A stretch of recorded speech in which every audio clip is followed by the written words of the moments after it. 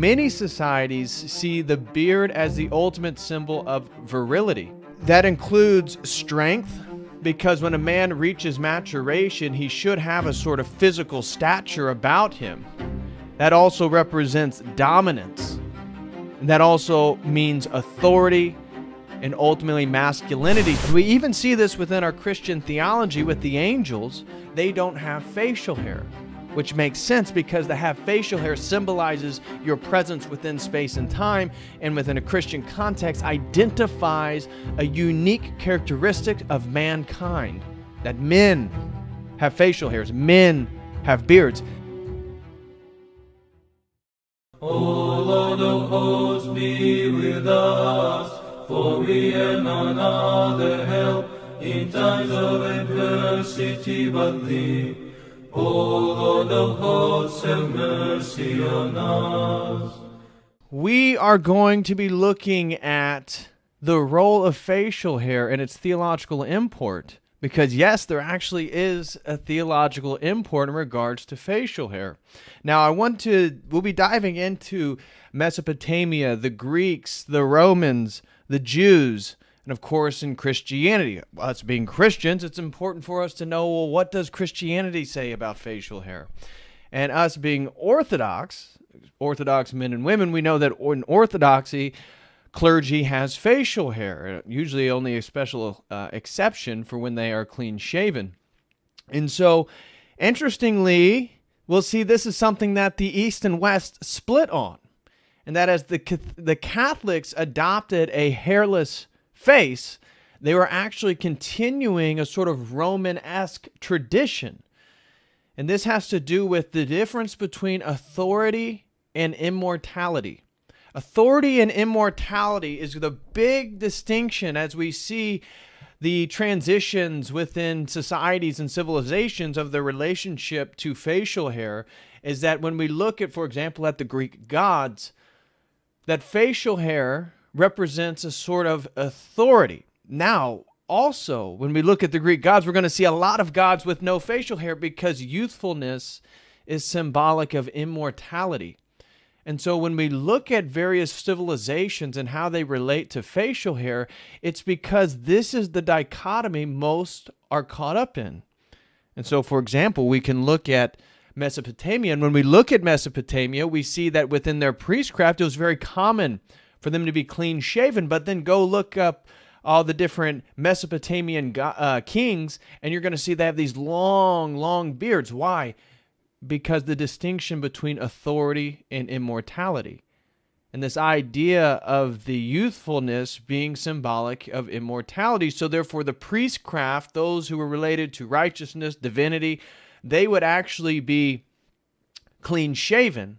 Whereas those that represent societal authority, especially the king, especially the emperor, they're going to have beards.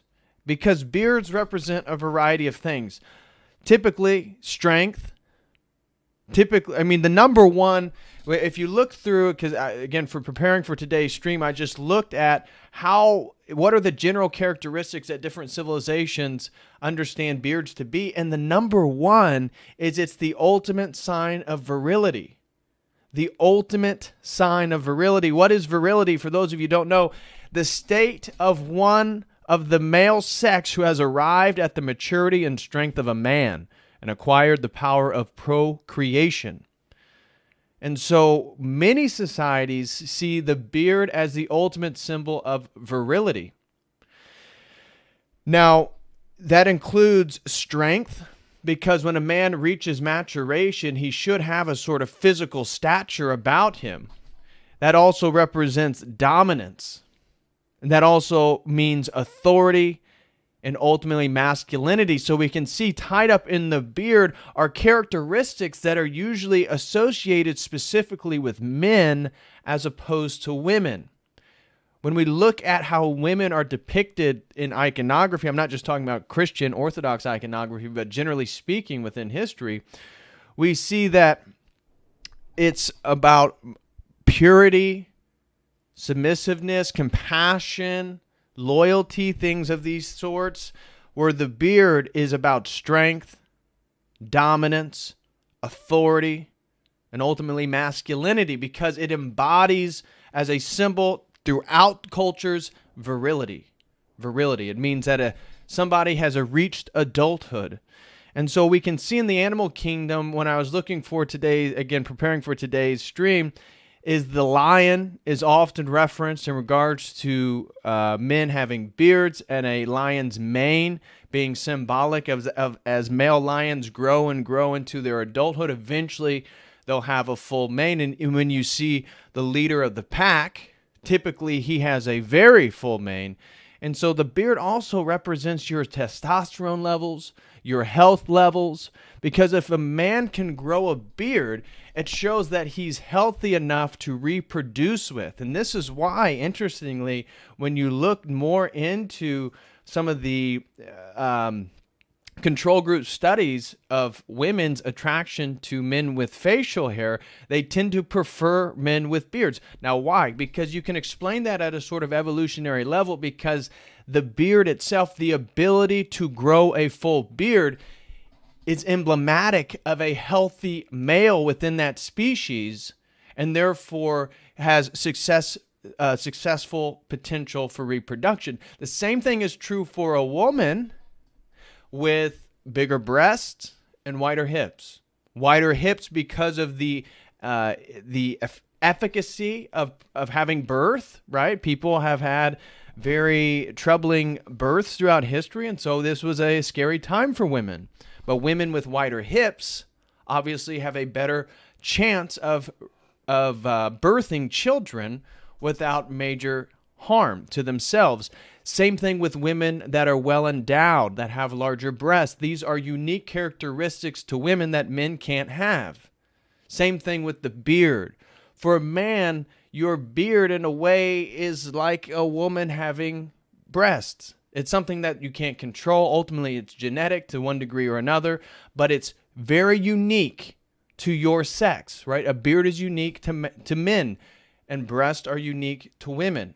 And they both have different functions, and they both set off very similar sort of sexual, psychological feedback loops, subconscious in most people, of course. But the beard, because it is representing a sort of virility within man, it's a sort of positive signaling within the animal kingdom. Again, I'm not trying to break this down in really evolutionary biological ways, but it's a positive signaling in the sense that it positively signals somebody who is healthy. Because if you are unhealthy and you don't have the testosterone levels, you don't have the nutrients, you actually won't be able to grow a full beard.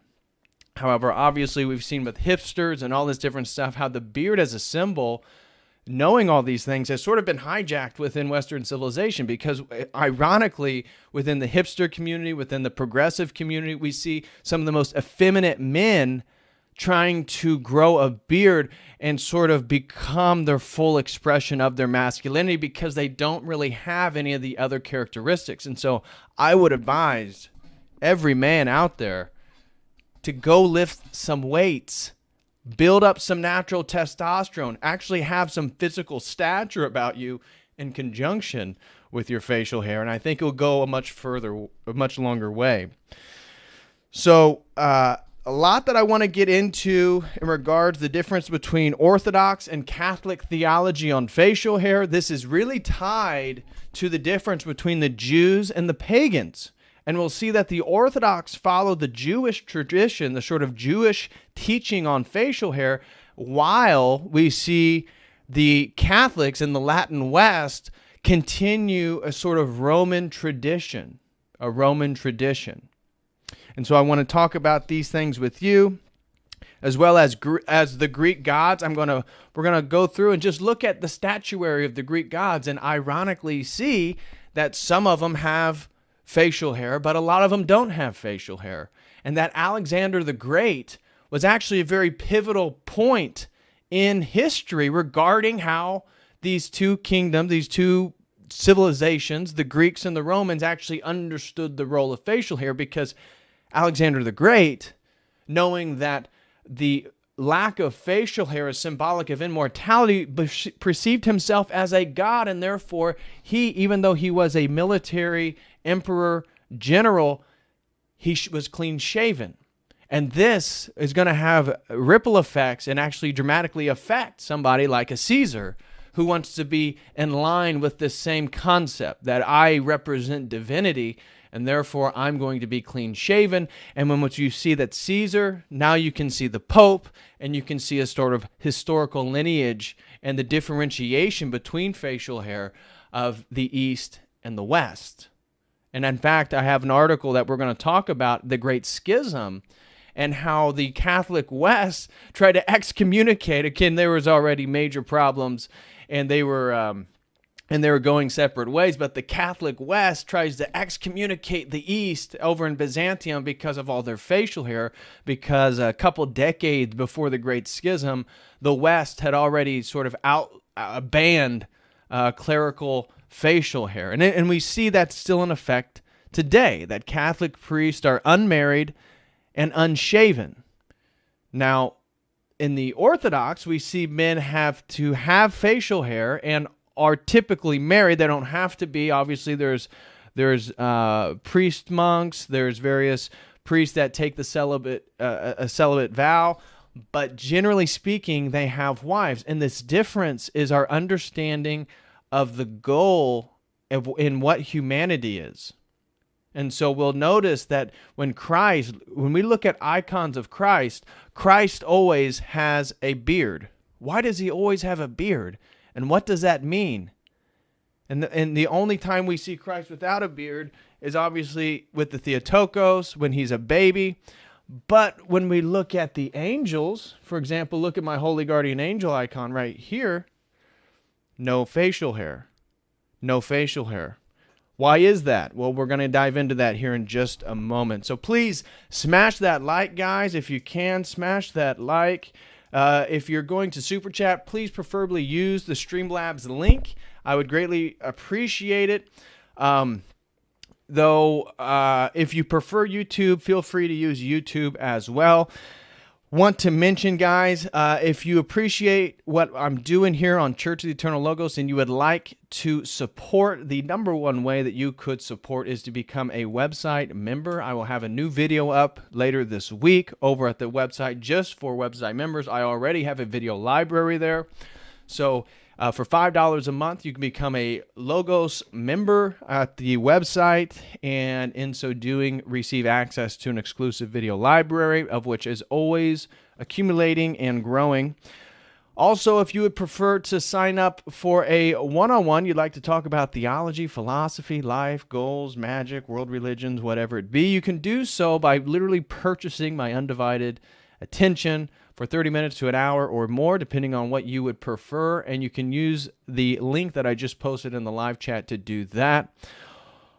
Also, if you would like to support just through merchandise, you can do so with this link right here over at the shop. We got t-shirts, we got hats, we got bags, and so forth. Now, as always, I want to highlight that on Wednesday nights, we have our theology course. Shout out to the crew. Shout out to B-Dive. Shout out to Ian. Shout out to Allison. Shout out to the typical group that arrives on our Wednesday evening. If you would like to join our Wednesday evening theology course tonight, you can do so by clicking that Linktree link and following me over on Telegram, either the Church of the Eternal Logos Telegram or the Telegram group chat. Both of those is where I'm going to be posting the Zoom link for tonight's theology course, Okay, so now getting back into today's topic, we're talking about beards. And as I said, the lion is often symbolic, but also the peacock. Why the peacock? Because the peacock's plumage, the use of its feathers, the decorative displays of its designs signifies its virility and its attractiveness for women. And in a way, as I said, the beard is a sort of positive sexual symbol, symbolizing one's health, one's virility, and one's accessibility within the sort of sexual marketplace, if you will. Now, I want to go through, we have a few things that I'm going to read here. Actually, we have multiple things I'm going to read. But the first thing I want to talk about is that there is this book, and this is what I'm actually referencing a little bit from. I haven't read the whole thing, but I've listened to a bit of the author, and I got to say his understanding of Christianity is pretty sparse, but there's still a lot of interesting things within this article, and it's by Christopher Oldstone Moore, and he's a Western civilization scholar, and he talks about the revealing the history of facial hair and sort of the different civilizational cultural changes and how we come to understand facial hair and its import. Now, the first thing that I want to say is, as I opened with, we'll start with Mesopotamia, and we'll move through specifically Western civilization and how we understand facial hair. Now, we know the Orthodox Jews. Shout out to my Sikh brothers and sisters. We understand Muslims. But what is the ancient meaning of all this stuff that's going to color even some of those traditions and why they are emphatic about facial hair? Well, when we look at Mesopotamia again, it all goes back between the difference between authority and immortality. Authority and immortality. And when we look at pagan traditions, over and over and over again, we see immortality symbolized by youthfulness and therefore clean-shavenness. And we even see this within our Christian theology with the angels, which are also created beings, but they're in eternity. They're not inside space-time like you and I. They don't have facial hair, which makes sense because to have facial hair symbolizes your presence within space and time, and within a Christian context identifies a unique characteristic of mankind, that men have facial hairs, men have beards. This is why, again, Christ, right there, has a beard, because he was fully man. And this is why in Orthodox iconography, Christ always has a beard, because Christ was a man. He wasn't an angel. He wasn't the Theotokos. He wasn't Gabriel. He was the incarnation of the Logos, and because of that, that's why he always is depicted with facial hair, because facial hair occurs through a process only happening in space and time. Maturation, growth, age, all these different things. Now in Mesopotamia, we see then some of the priests often would be totally clean shaven. And when we look at the Egyptians, we can look at a lot of different pagan societies, that when they would present themselves in front of the gods, they would be entirely clean shaven. Their face, their arms, their bodies, their pubic area, their legs, because the idea is that hair symbolized man's earthliness, right? And so we can understand the Platonic presuppositions of sort of worldliness, multiplicity being lesser than unity, divinity, right? So this is the idea of the realm of the forms, where the pure idyllic realm, idealism, the transcendent realm that is non-physical is more primary, more important, and better than the sort of physical reality that you and I are engrossed in. And so hair, that kind of represents like animality. It represents earthliness. That's not good. Therefore, we need to, when we present ourselves in front of our pagan gods, often we have to totally shave ourselves. And we see this with the Pharaoh. The Egyptians were pretty emphatic about the total shaving of one's body when presenting themselves. Now, sometimes they'd have the strip, they'd have different manipulations of facial hair, and that's a whole nother thing that this stream isn't going into, is you could then look at the different meanings of different types of facial hair. Of course, we don't have the time to do that today. But the kings, when we look at Mesopotamia, despite the priest often being clean-shaven, the kings always have beards. Because even within the pagan societies, beards are symbolic of authority. And therefore, who is the most authoritative, even in these pagan societies, will often be depicted with facial hair. So again, we can go look up the Mesopotamians and you'll see exactly that. Now, for the Greeks have a tremendous influence on the Romans and on Christianity.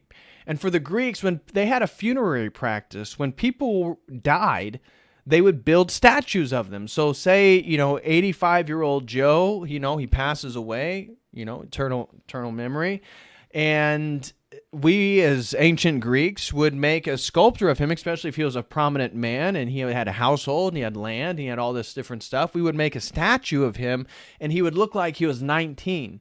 He would look like a young man that was totally clean shaven. Why? Because the youthfulness represented immortality, and so it represented this idea that Joe was still alive. Joe was still living. Joe didn't have facial hair, even though, again, he died. He was 85 years old. He was an old man. But the way we depict him as a statue, we depict him as a young man to identify the immortality of his soul. So this gets going within Greek tradition. And we're going to look at some of the Greek gods here and how different ones are depicted with beards and different ones are without. But eventually we have Alexander the Great emperor, the conqueror, right? The spreader of the Greek Empire. And Alexander the Great, noting all these different things, decided that he was going to have no beard, even though it was very common for men, especially in the military, because, again, facial hair represented authority. And often when we look at military leaders, military and political leaders are very often having facial hair in the ancient period.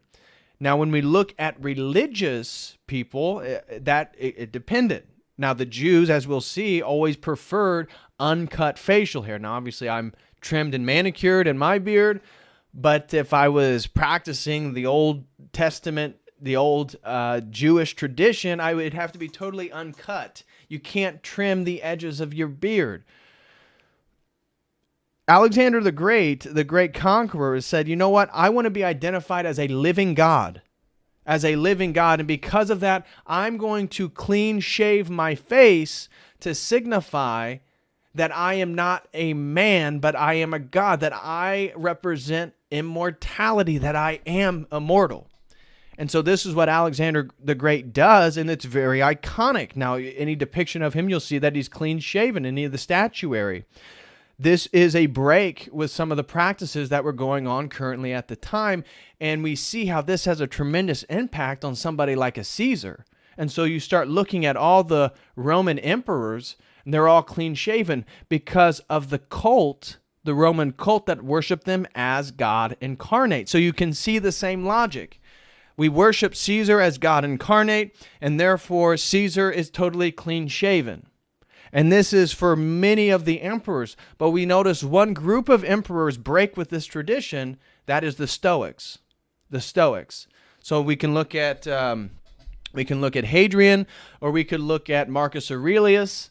And these emperors were deeply educated. They're deep in philosophy and identified as Stoics. And for Stoics, the ultimate purpose of life was virtue, and virtue was getting in touch with nature, and nature was run by a demiurgic concept called the Logos. And so for the Stoics, they had to get in touch with the Logos. And so because it was natural for men to grow facial hair, therefore it must be natural and in tune with nature, and therefore virtuous for men to grow facial hair. And so we see then a break within the Roman emperors with Hadrian, again, all the Stoic emperors, Marcus Aurelius, where all of a sudden now the statuary depicts Roman emperors with facial hair.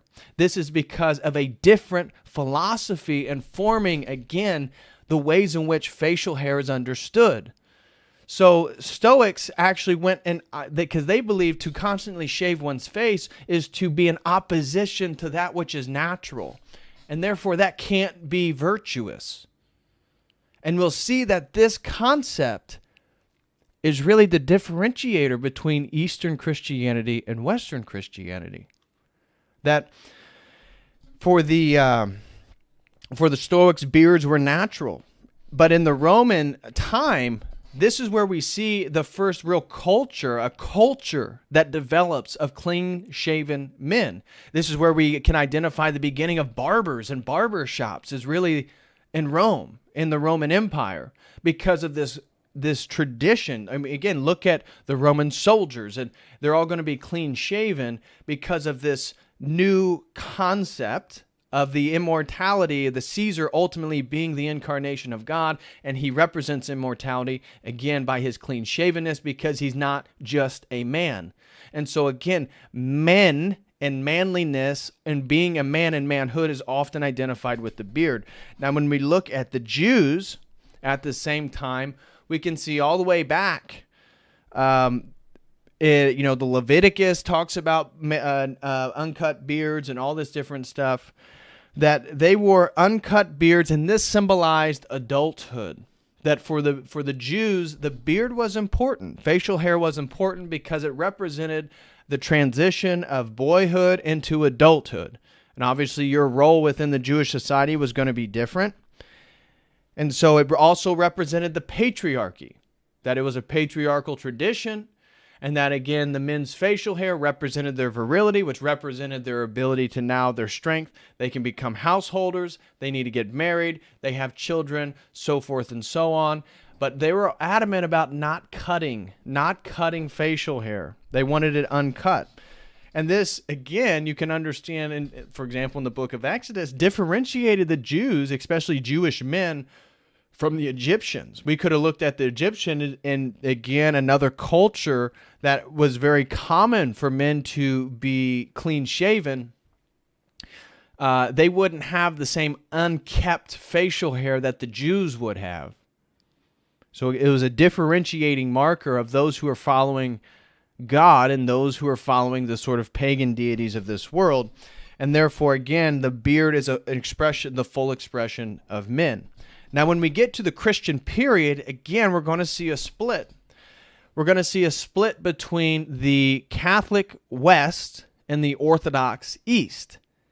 And this has to do with, again, looking back at Marcus Aurelius and Hadrian and the Stoic emperors, it has to do with this concept of what's natural and what does it mean to be a man.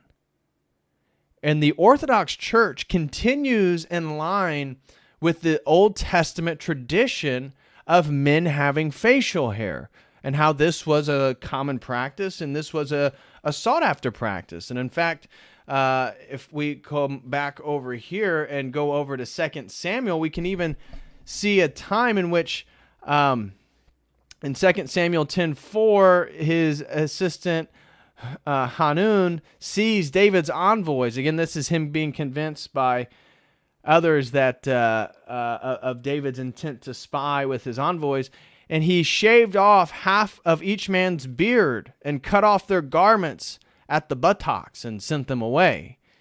Next verse says, when David was told about this, he sent his messengers to meet the men, for they were greatly humiliated.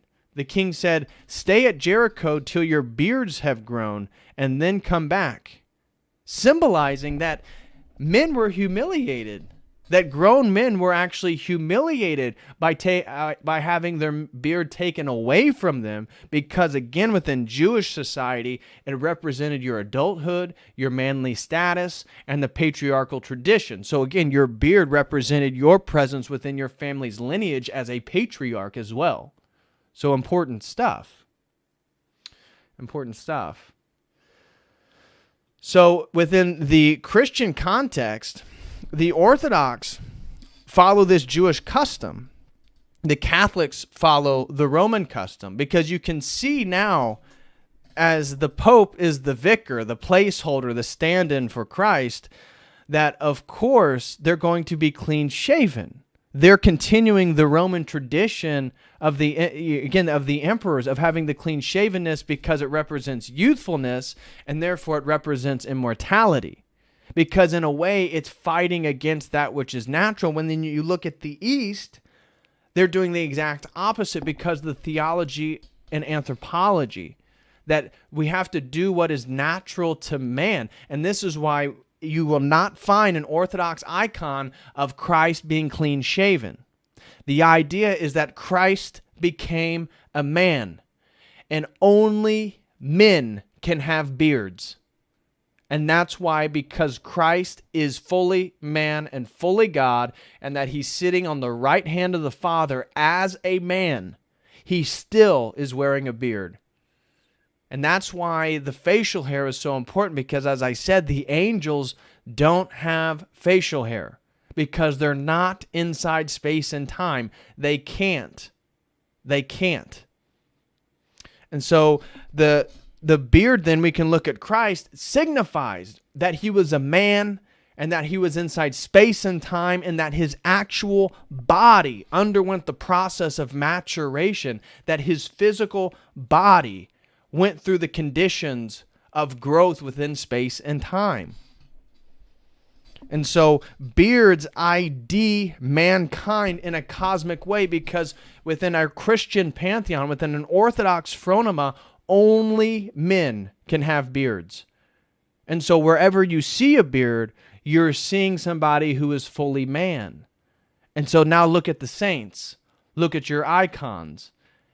You know, for example, right here is St. John the Theologian. St. John the Theologian, of course, has a beard.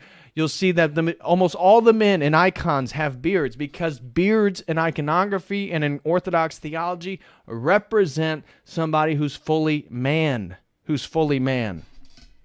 So what does that say then for the Catholics whose priests are unmarried and clean shaven? Because from an Orthodox context, a man being married is natural to what it means to be a man. A man who has a beard is natural to what it means to be a man. You can see something very symbolic, very associative to, again, the Stoic concept of the virtue of being in line with the logos, the cosmic natural logos, of which the Stoic emperors then broke with Roman tradition and all had beards.